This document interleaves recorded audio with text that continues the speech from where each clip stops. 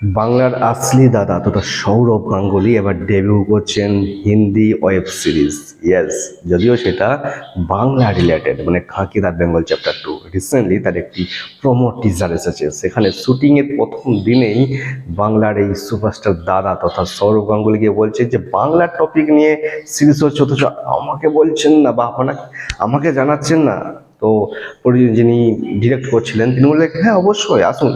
তাকে রোল দেওয়া হলো পুলিশের রোল, কিন্তু পুলিশের রোল করতে গিয়ে তিনি বারে বারে কথাটা গুলিয়ে ফেলছেন।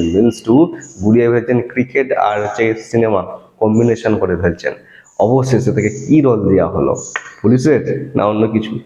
না, প্রমোশনের। অর্থাৎ আমরা কিন্তু সৌরভ গাঙ্গুলিকে এই ফার্স্ট টাইম কোনো একটা বড় ধরনের ওয়েব সিরিজ হোক বা হচ্ছে ডেবিউ, ফিল্ম জগতে ডেবিউ আমরা প্রথমবার দেখলাম, এবং সেটা কিন্তু একটা অসাধারণ লুকটা দেখতেও পাচ্ছেন, একটা মিরাক্কেল, অসাধারণ লাগছে বস।